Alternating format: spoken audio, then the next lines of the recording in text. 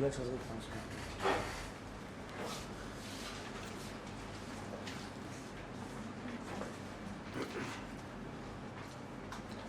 in the last class we had a discussion on the election of the president, and after that the last thing that we had discussed was the removal of the president. Now in today's class, the first thing that we will be taking up for discussion is the powers and functions of the president.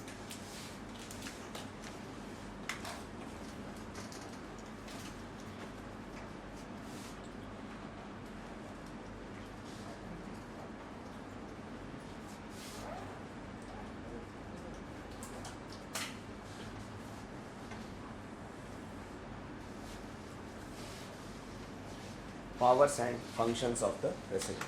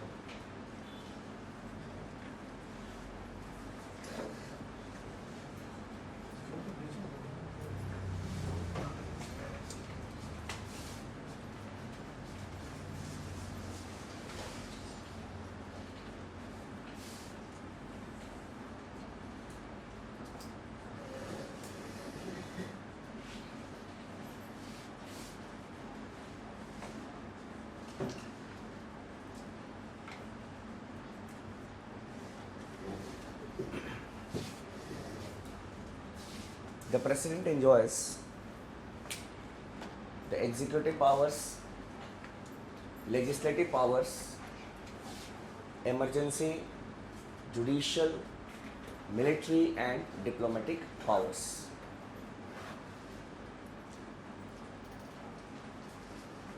First, coming to the executive powers of the president, here we see that all the administrative functions or the executive functions of the government of India are carried on in the name of the President of India.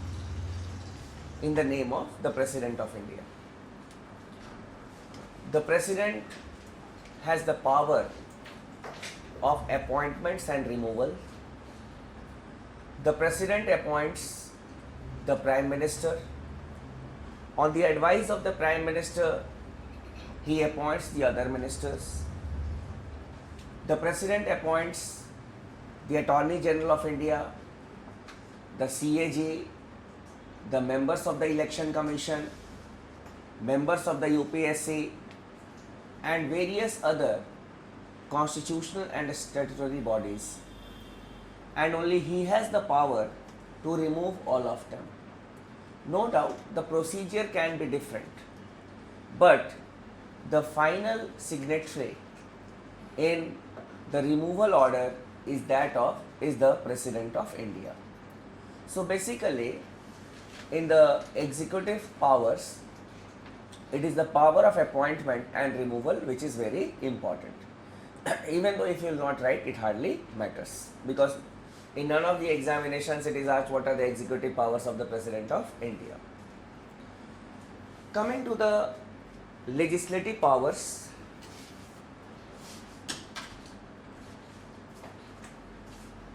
this legislative powers is in relation with the union legislature, that is the parliament. The President gives assent to a bill.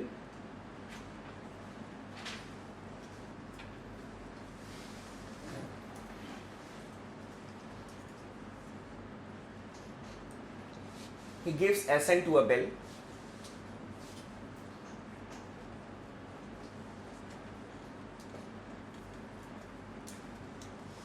he summons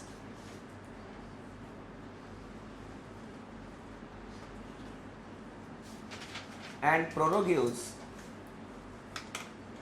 the sessions of the parliament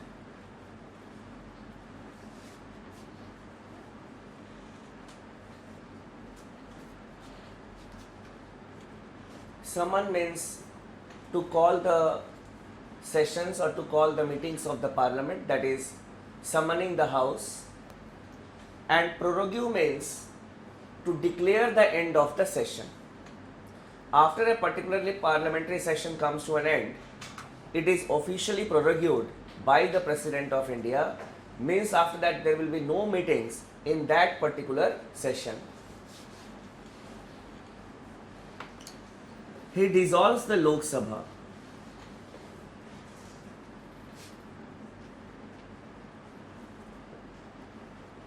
He dissolves the Lok Sabha.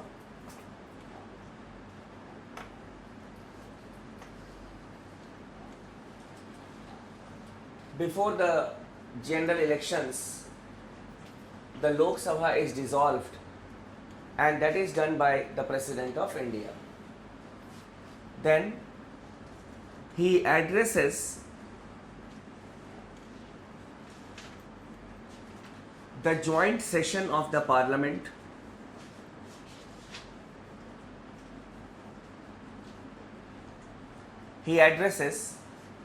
the joint session of the parliament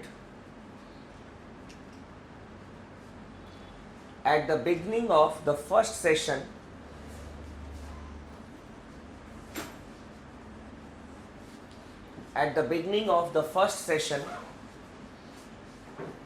of the parliament.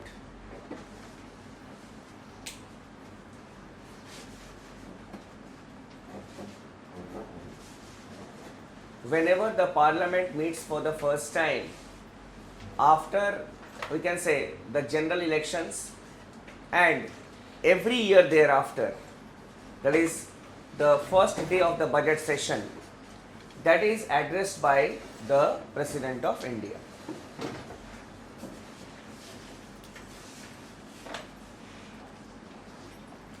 He can send messages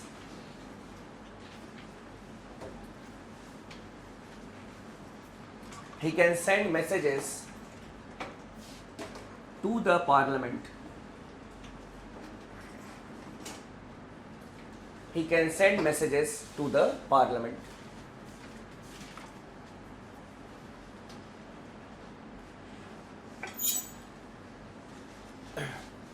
Then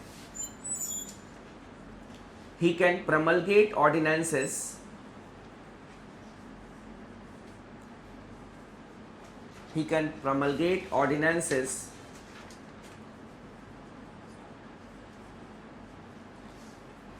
during the sessions of the parliament.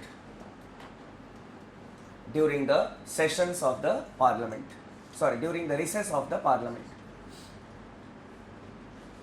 During the recess of the parliament. Recess means the intervening gap between the two sessions of the parliament. For example, the monsoon session has come to an end. The winter session will start in the month of November. Now we are having the recess of the parliament. Now what is this ordinance? When the parliament is in session, and if there is a need for any law which is of urgent nature, the parliament can make a law on that particular subject. But suppose if the parliament is not in session and we are in need of a law which has to be urgently made and implemented in the public interest, at that point of time, the President can promulgate ordinances.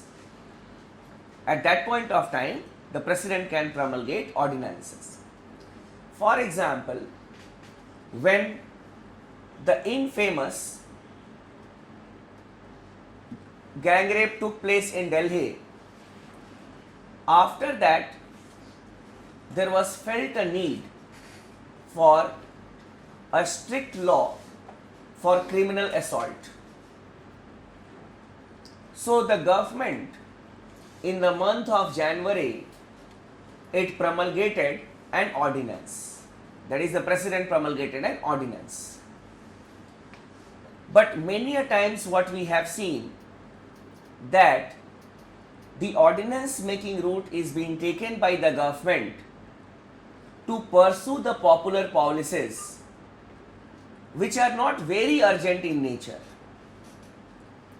For example, when the UPA was in power, at that point of time, the UPA felt that the elections are near and it promulgated an ordinance on food security. It was not that the people were dying of starvation. The people are dying of starvation in this country for more than 60 years. But at that point of time, what was the urgency of the government to bring the food security ordinance? What was the urgency? In the month of November, the parliament session was to be held. Obviously, the bill would have been passed at that point of time. And in various states, we had such type of program, or we can say policies, like the Annashri Yojana, Anyodaya Yojana, they were there. Then, coming to the present government, that is the NDA government, it has also acceded to the ordinance way by promulgating many ordinances since it has come to power. And last year, the president had to clearly say, when he was addressing the students and faculty members of the central universities, the president clearly said that ordinance making way is not the proper way of making laws. We should have debate, deliberations in the parliament. So basically, the very purpose of ordinance is to make laws only on those subjects which are of very urgent nature and without which the public interest will be hampered. But what we have seen is that the government in power, it adopts the ordinance way of getting, we can say, popularity. For example, the land acquisition bill or the ordinance. What was the need of that ordinance? There was no need of that ordinance at that point of time. Already there was a law which was acceptable by everyone. So basically, ordinance is only for urgent purpose, and we have the parliament. Let the parliament discuss and decide on the other laws which are important. There are some technical things that we need to know about the ordinance from the examination point of view. You may note it as NOTE.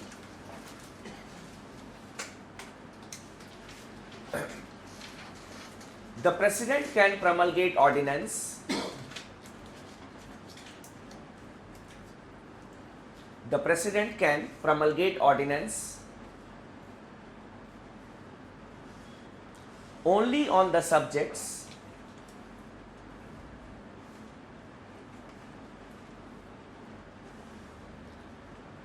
which are under the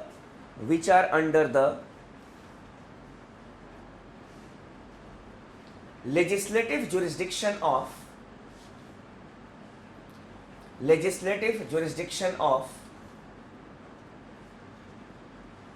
the parliament. Legislative jurisdiction of the parliament.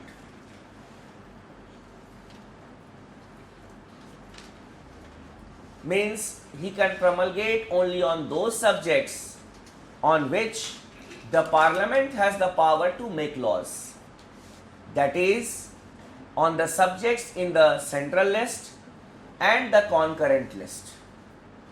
Secondly, the ordinance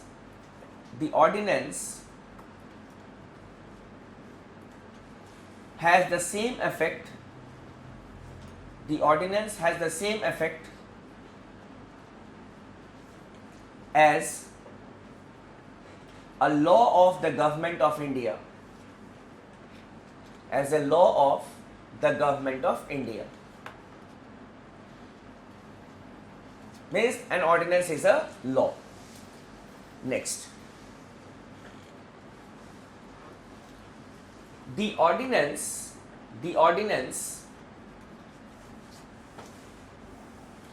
must be approved by the parliament.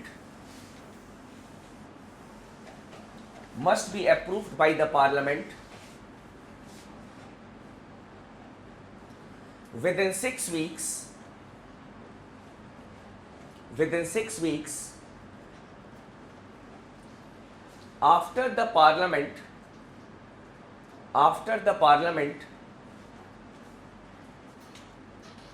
meets for the first time, after the parliament meets for the first time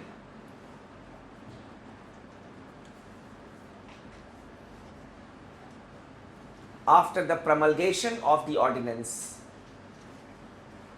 After the promulgation of the ordinance.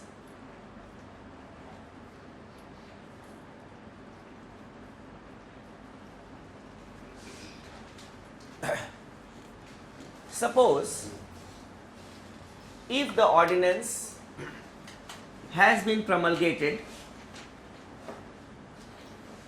on 23rd of September 2015. After that, the parliament meets on 22nd of November, this is a hypothetical situation, 2015, then the ordinance must be approved by the parliament within 6 weeks of this date.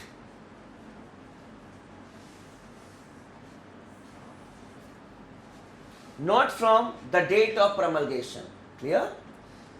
In the prelims examination, such type of statements will be there. 6 months from the date of promulgation, 6 weeks from the date of promulgation, 6 months after the parliament meets for the first time, 6 weeks after the parliament meets for the first time. It will be 6 weeks after the parliament meets for the first time. That is why you say that the land acquisition ordinance was promulgated again and again by the government, because the parliament did not approve it within 6 months, and that is why re-promulgation was done by the government. This is an important thing that we need to remember.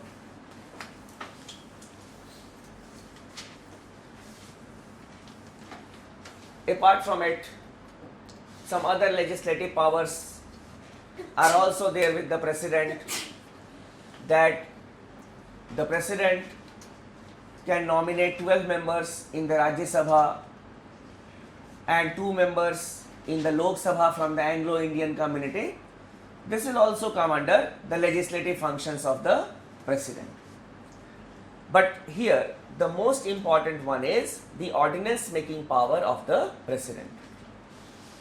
Now coming to the emergency powers.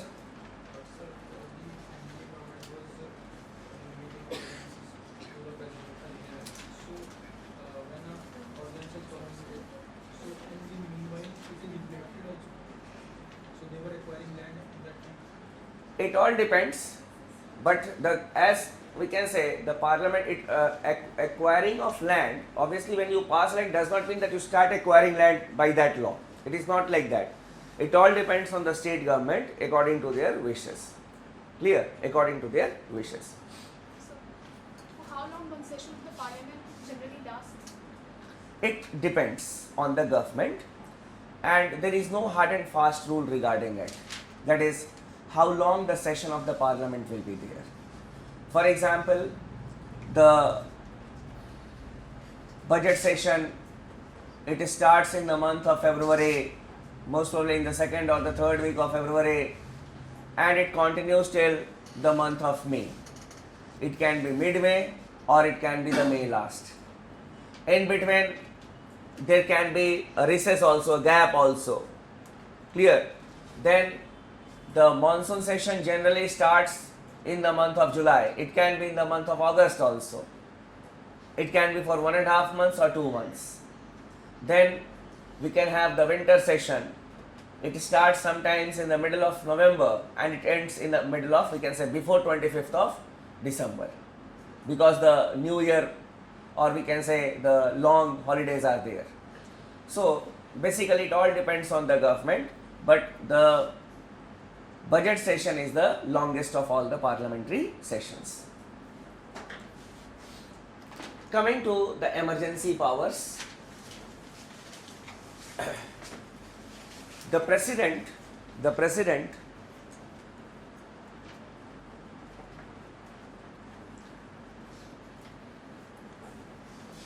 can proclaim national emergency under Article 352, can proclaim national emergency under Article 352, state emergency or president's rule under Article 356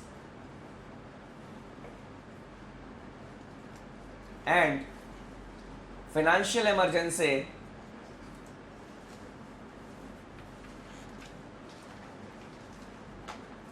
under Article 360.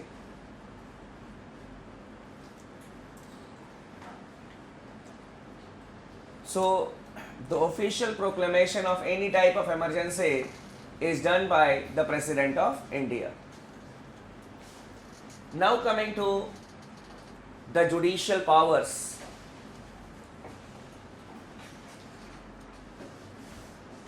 We all know that the President has got some powers related to the judiciary also, as he is the head of the state.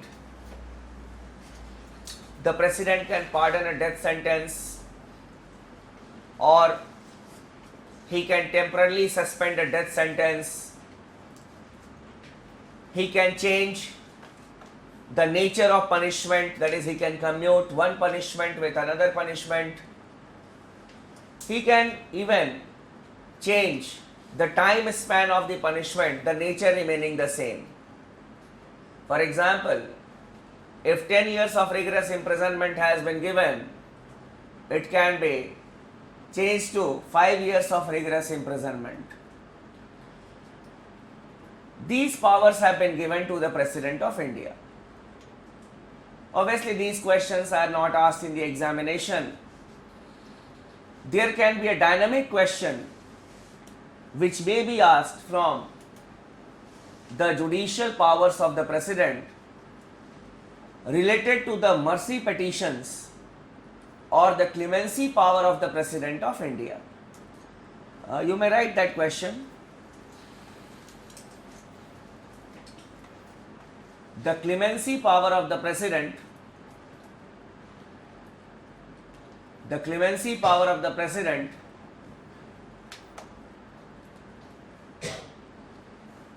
is not a privilege,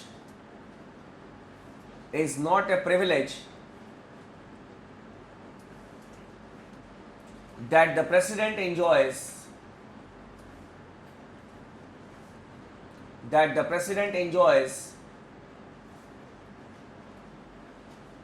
but it has to be exercised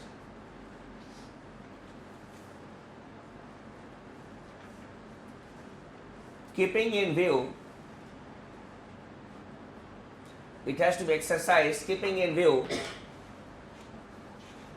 various considerations.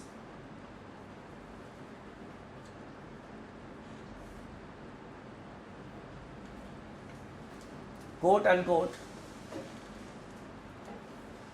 discuss the statement.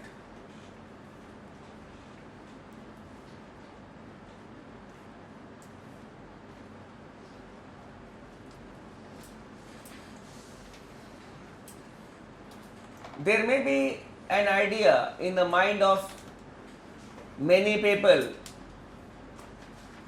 that clemency power depends on the wishes of the president. Depends on the wishes of the president.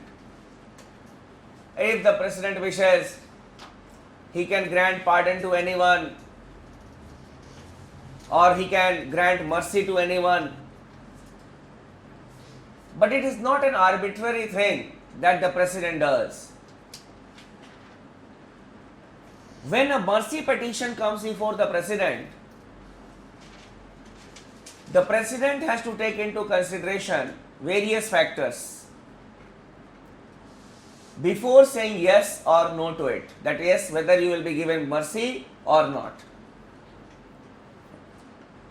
The first question that comes before us is,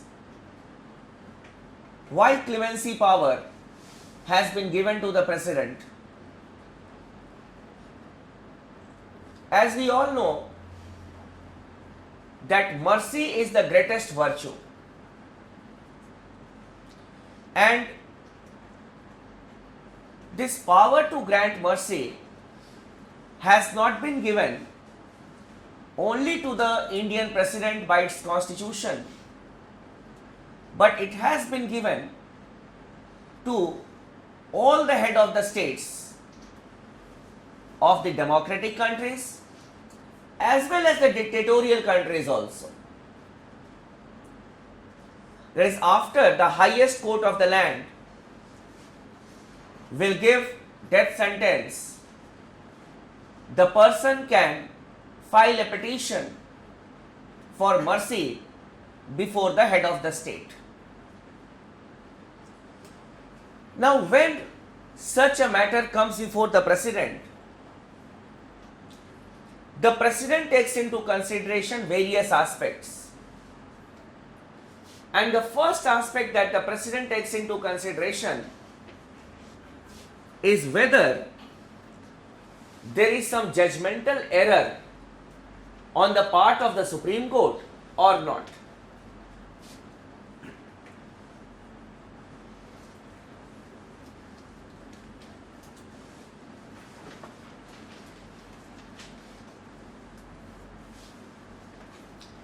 This is the first thing that is considered by the President of India, that whether there is a judgmental error, because the convicted person may have written in his appeal that this particular aspect of law was not taken into consideration. Now, here we should not think that how the Supreme Court will not make a judgmental error, how the High Court will not make a judgmental error.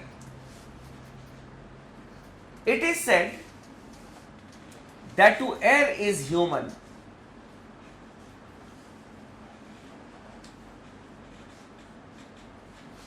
To err is human. Means, to make errors is a human tendency. The judges of the Supreme Court, they are also human beings. They can also commit some error while giving judgment. 2-3 years earlier,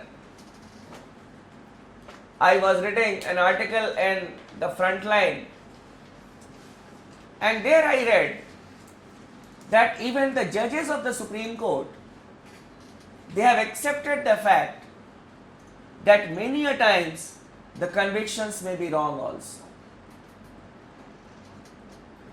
So, the President refers the matter to the Ministry of Law and Justice to look into the question or the points raised by the convict.